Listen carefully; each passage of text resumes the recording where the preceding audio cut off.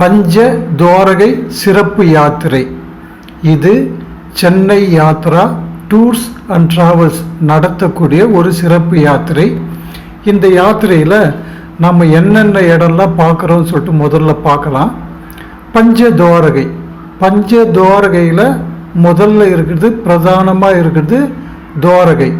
இது கோமதி நதிக்கரையில் அமைந்துள்ள மிக பிரம்மாண்டமாக கட்டப்பட்டுள்ள ஒரு கோயில். அந்த கோவில் தான் இப்போ முதன்மையாக இருக்குது. துவாரகைன்னு சொன்னாலே இதுதான் எல்லோரும் வழிபடக்கூடிய ஒரு இடமா இருக்குது. ரெண்டாவதாக பெட் துவாரகை, அரபிக்கடலுக்கு நடுவில் அமைந்துள்ள ஒரு பழமையான திருக்கோயில் இந்த பெட் துவாரகை.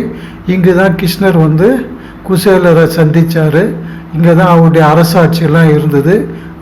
அரண்மனையுடைய ஒரு பகுதி கடலுக்குள்ளே மூழ்கிச்சு. அதை நம்ம இப்பயும் பார்க்கலாம், ஸ்கூபா டைவிங் மூலமாக பார்க்கலாம். அதுக்கு ஏற்பாடெலாம் பண்ணுறாங்க.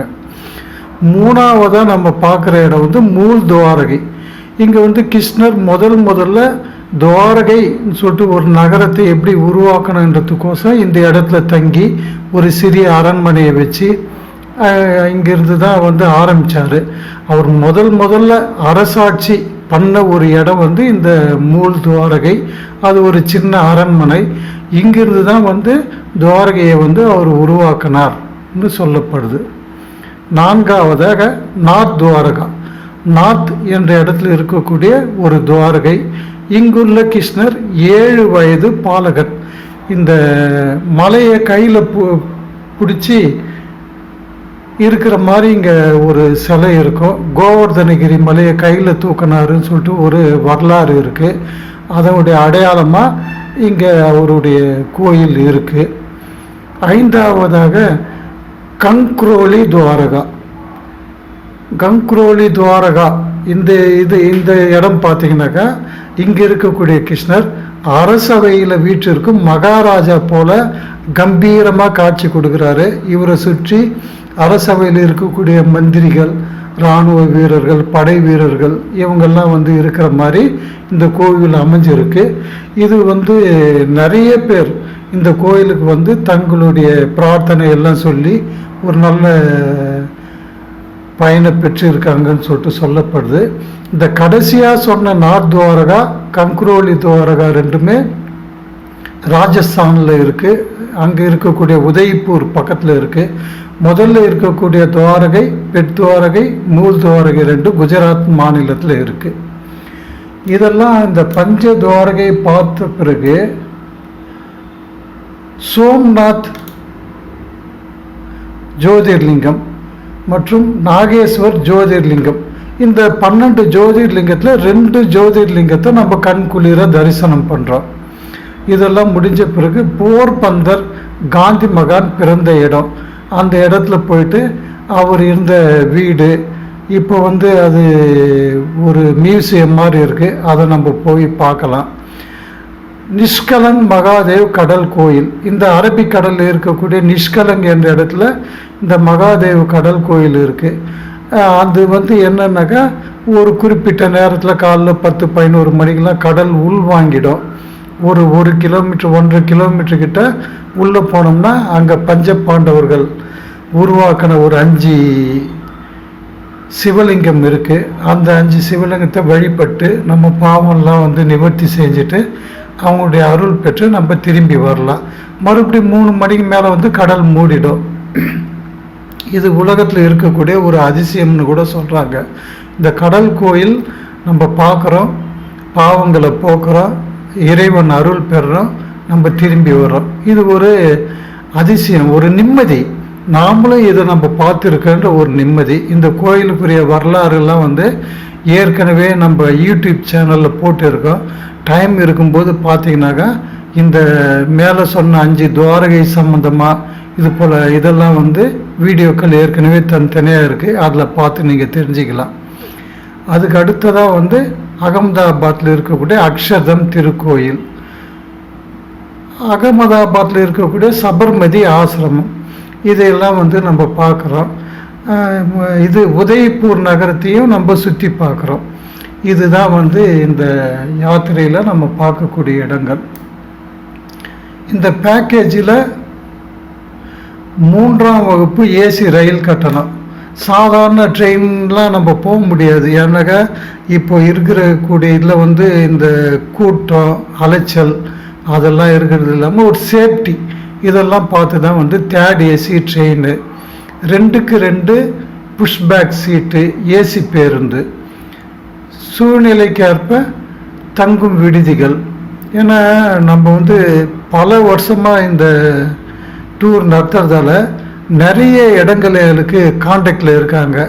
அதில் நம்ம போகும்போது என்ன டைம் இருக்கோ அதுக்கு தகுந்தபடி அந்தந்த இடத்துல தங்கிறதுக்கான நாங்கள் இடத்த வந்து நாங்கள் உடனுக்குடனே புக் பண்ணி கொடுத்துடுவோம். தங்கும் இடங்களில் தென்னிந்திய சைவ உணவு இதெல்லாம் சேர்த்து பயண கட்டணம் ரூபாய் 24,900, ஒரு நபருக்கு 24,900 ரூபாய். இப்போ நம்ம இந்த பேக்கேஜ் பார்த்தீங்கன்னாக்கா பிப்ரவரி மாதம் போகிறதால நார்த் இந்தியாவில் குளிர் அதிகமாக இருக்கும். அதனால் அதுக்கு தகுந்தபடி அவங்க இந்த ஸ்வெட்டர் கோட்டு இது போலெல்லாம் வந்து அவங்க கண்டிப்பாக அது கொண்டு வரணும். அது ஒரு சிறப்பு ஏற்பாடு நீங்கள் பண்ணிக்கணும்.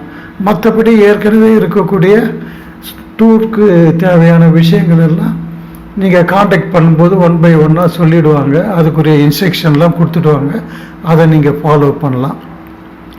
இந்த டூர் சம்பந்தமான காண்டாக்ட் டீட்டெயிலாம் இந்த கீழ்கண்ட வீடியோவில் இருக்கக்கூடிய டிஸ்கிரிப்ஷனில் இருக்கக்கூடிய ஃபோன் நம்பர் மற்றும் அட்ரஸ் இதில் காண்டாக்ட் பண்ணி நீங்கள் வந்து புக் பண்ணிக்கலாம்.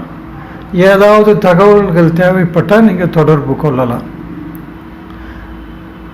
இந்த சுற்றுலா சம்பந்தமாக என்னென்ன ப்ரோக்ராம், எந்தெந்த தேதியில் என்னென்ன இடத்த பார்க்குறோம் என்ற ப்ரோக்ராம் வந்து இப்போதைக்கு நீங்கள் பார்க்கலாம். பஞ்சதுவாரகா சிறப்பு யாத்திரை பயணம் புறப்படும் நாள் பிப்ரவரி 2, 2026 திங்கட்கிழமை. பயண விவரங்கள்: பிப்ரவரி 2, 2026 திங்கட்கிழமை காலை 9 மணி அளவில் சென்னை சென்ட்ரல் ரயில் நிலையத்திலிருந்து அகமதாபாத் புறப்படுதல்.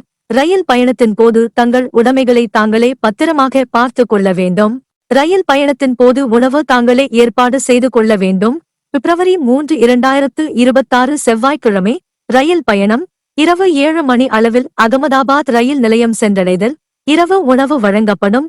பின்னர் அங்கிருந்து பேருந்து மூலமாக ராஜஸ்தான் மாநிலம் உதய்பூர் புறப்படுதல். பிப்ரவரி 4, 2026 புதன்கிழமை உதய்பூர் நகரில் இருந்து புறப்பட்டு கிருஷ்ணர் வளர்ந்த இடங்களான நாத் துவாரகா மற்றும் கங்ரோலி துவாரகா சென்று தரிசனம் செய்து வருதல். இரவு தங்குதல். பிப்ரவரி 5, 2026 வியாழக்கிழமை உதய்பூர் நகரில் அமைந்துள்ள royal museum, land palace, lake side view உட்பட சில இடங்களை கண்டு கழித்தல். மதிய உணவுக்கு பின்னர் பாவ் நகர் புறப்படுதல். இரவு நிஷ் கலன் மகாதேவ் கோவில் அருகில் தங்குதல். பிப்ரவரி 6, 2026 வெள்ளிக்கிழமை அதிகாலை கோலியா கடற்கரை சென்றடைதல். கடல் உள்வாங்கும் நேரத்திற்கு ஏற்ப நம் பயணத்தை திட்டமிட்டு கடலுக்கு நடுவே அமைந்துள்ள பஞ்ச பாண்டவர்களால் பூஜிக்கப்பட்ட சிவலிங்கங்களை தரிசனம் செய்தல். மதிய உணவிற்கு பின்னர் 108 சக்தி பீடங்களில் ஒன்றான கொடியார் மாதா திருக்கோயில் தரிசனம் செய்து சோம்நாத் புறப்படுதல். இரவு தங்குதல். பிப்ரவரி 7, 2026 சனிக்கிழமை 12 ஜோதிர்லிங்கங்களில் ஒன்றான சோம்நாத் சிவன் கோயில் தரிசனம் செய்தல். பின்னர் ஆட்டோ மூலமாக சென்று சோம்நாத் நகரில் அமைந்துள்ள கிருஷ்ணர் தவம் இருந்த இடம், திரிவேணி சங்கமம், சூரியனார் கோயில், பழைய சோமநாதீஸ்வரர் கோயில் உட்பட சில இடங்களை தரிசனம் செய்தல். மாலையில் நடைபெறும் லைட் ஷோ கண்டு கழித்தல். இரவு தங்குதல். பிப்ரவரி 8, 2026 ஞாயிற்றுக்கிழமை காலை உணவுக்கு பின்னர் துவாரகா புறப்படுதல்.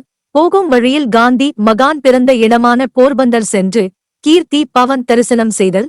அருகில் அமைந்துள்ள கிருஷ்ணர் மற்றும் குசேலர் திருக்கோயில்கள் தரிசனம் செய்தல். மதிய உணவுக்கு பின்னர் பஞ்ச துவாரகா திருக்கோயில்களில் ஒன்றான மூல் துவாரகா தரிசனம் செய்தல். இரவு கோமதி நதிக்கரையில் அமைந்துள்ள மிக பிரமாண்டமாக கட்டப்பட்டுள்ள துவாரகா கிருஷ்ணர் திருக்கோயிலை மின்விளக்கு அலங்காரத்தில் மனம் குளிர கண்டு இறைவனை தரிசனம் செய்தல். இரவு தங்குதல். பிப்ரவரி 9, 2026 திங்கட்கிழமை காலை உணவுக்கு பின்னர் கடலுக்கு நடுவில் அமைந்துள்ள பெட் துவாரகா அழகிய திருக்கோயிலை கண்டு தரிசனம் செய்தல். பஞ்ச துவாரகாக்களில் 5வது துவாரகமான பெட் துவாரகா தரிசனம் நிறைவு செய்தல். பின்னர் 12 ஜோதிலிங்கங்களில் ஒன்றான நாகேஸ்வர் திருக்கோயில் தரிசனம் செய்தல். அதனைத் தொடர்ந்து ருக்மணி திருக்கோயிலை தரிசனம் செய்தல்.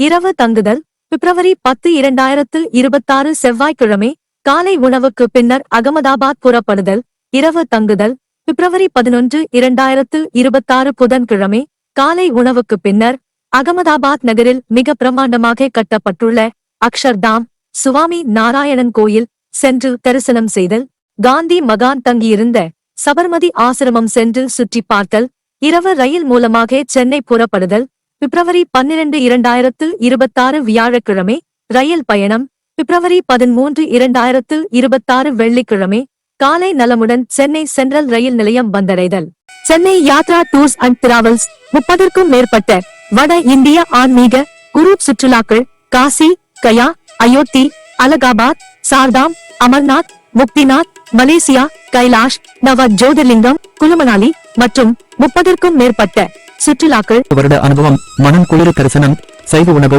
பாதுகாப்பான தங்குமிடம் ஏசி ரயில் ஏசி பஸ் பயணம் குறைந்த கட்டணம் உங்கள் இருக்கைக்கு தொடர்பு கொள்ளுங்கள் Chennai Yatra tours and travels